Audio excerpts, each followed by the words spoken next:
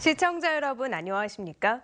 경북 동해안 지역은 오늘 대체로 맑고 포근한 날씨가 이어졌고 내일도 대체로 맑겠습니다. 오늘 낮 최고 기온은 포항 영덕 17도 등 14도에서 17도의 분포를 보였고 내일 아침 최저 기온은 4도에서 9도를, 낮 최고 기온은 경주 20도 등 15도에서 20도로 올 들어 가장 따뜻하겠습니다. 바다의 물결은 동해 중부 해상에서 최고 2.5m, 동해 남부 해상에서 2m까지 일겠습니다. 국내 쌀 농업이 위기에 놓이면서 농민들의 불만도 폭발 직전입니다. 경북 지역 농민들은 오늘 경주역 광장에 모여 대규모 집회를 열고 정부의 쌀 우선 지급금 환수 거부 투쟁에 나섰습니다. 장미쁨 기자가 보도합니다. 정부는 공공비축 및 우선 지급금 환수 방침을 적극 철회하라.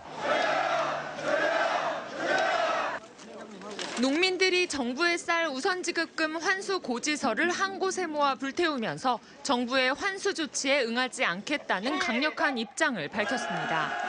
정부는 8월쯤 미리 대금을 주고 농민들로부터 쌀을 사들이는 우선지급금제를 운영해왔는데 올해 사상 최초로 수매가가 이보다 더 떨어져 농민들이 받은 돈을 정부에 돌려줘야 하는 겁니다.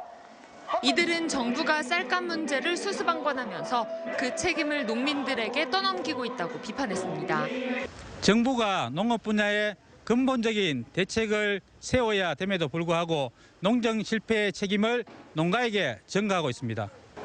쌀 소비 부진과 재고 증가, 수입 쌀 문제 등 삼중고에 빠진 국내 쌀 문제는 심각한 수준입니다. 최근 3년 사이 국내 쌀값은 22% 폭락해 30년 전과 비슷한 수준으로 경주에만 80만 가마의 재고가 쌓여 있습니다. 정부는 쌀 수급 안정을 위해 쌀 가공식품을 개발하고 사료용 쌀 공급을 늘리는 내용의 종합대책을 발표한 바 있습니다. 하지만 쌀 공급량이 수요를 크게 웃도는 구조에서 근본적인 해결책은 쌀 생산을 줄이는 적정 생산이라는 지적입니다. 정부가 시장 격리도 추진하고 그런 생산을 줄이는 대책 그리고 소비를 늘리는 대책들을 적극적으로 마련해서 추진을 하고 있습니다. 우리 농가분들도 좀 적정 생산할 수 있도록 논에 타작물 심는 것을 적극적으로 동참해 주시길 부탁드립니다. 쌀 생산 대신 콩이나 밀 등 자급률이 낮은 작물 생산 전환에 대해 농민들도 공감하지만 인프라 조성과 보조금 지급 등 보다 실효성 있는 대책이 필요하다고 주장합니다. 쌀값 하락으로 인한 농민들의 시름이 깊어지는 가운데 근본적인 대책이 시급합니다. MBC 뉴스 장미쁨입니다. 포항에서 베트남과 태국을 연결하는 새 항로가 개설돼 전기 컨테이너선이 화물을 싣고 처음으로 취항했습니다. 새로 개설된 베트남 태국 항로는 흥하해운 등 3개 해운사가 각각 컨테이너 전용선 한 척을 투입해 매주 수요일 영일만항을 출항해 베트남 호찌민항과 태국 람차방항, 태국 방콕항을 운항하게 됩니다. 새 항로 개설로 부산항을 이용하던 물동량 중 만 TEU가 영일만항으로 전환돼 영일만항 활성화에 큰 도움이 되고 화주들도 운송비를 절감할 수 있을 것으로 기대됩니다. 이로써 영일만항은 중국과 일본, 러시아 등 5개국 23개 항 주 7회 운항에서 7개국 26개 항 주 8회 운항으로 서비스가 확대됐습니다. 경북에서 지난해 소나무 재선충병으로 죽은 소나무는 전년보다 줄었지만 피해 지역은 늘어난 것으로 나타났습니다. 경상북도에 따르면 지난해 4월부터 현재까지 재선충병 피해 소나무는 3만 2천여 그루로 전년 같은 기간보다 18% 줄었습니다. 하지만 피해 지역은 올해 영양군에서 처음으로 발생하는 등 전년보다 1개 시군이 늘어난 18개 시군으로 울릉도와 울진, 봉화, 예천, 청송을 뺀 전 지역에서 발생하고 있습니다. 경북은 지난 2001년 구미에서 처음으로 소나무 재선충병이 발생한 이후 지금까지 185만 9,500그루에서 피해가 발생했습니다.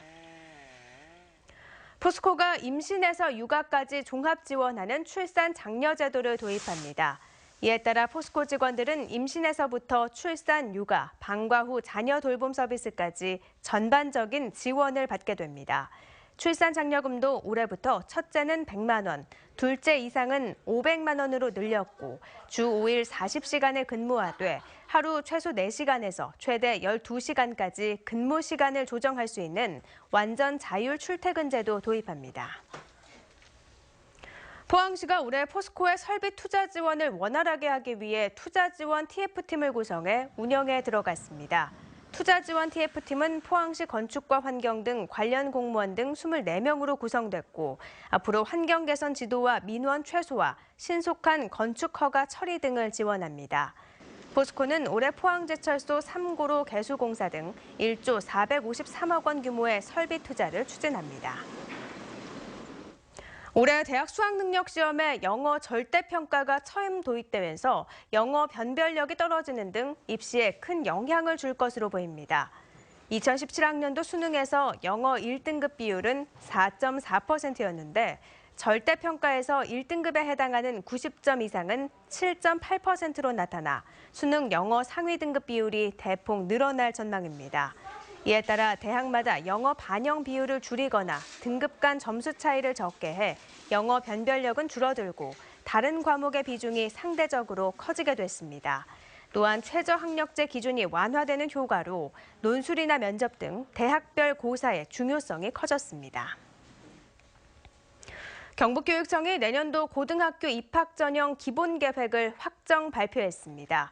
주요 변경 사항은 특별 전형 지원 자격에 국내로 유학 온 외국인 학생을 추가했고 특목고와 자사고에서 실시하던 사회 통합 전형을 일반계 고등학교로 확대했습니다. 원서 접수는 오는 8월 과학고를 시작으로 10월에 외고와 자사고 순으로 진행됩니다. 이상으로 포항 MBC 이브닝 뉴스를 마칩니다. 고맙습니다.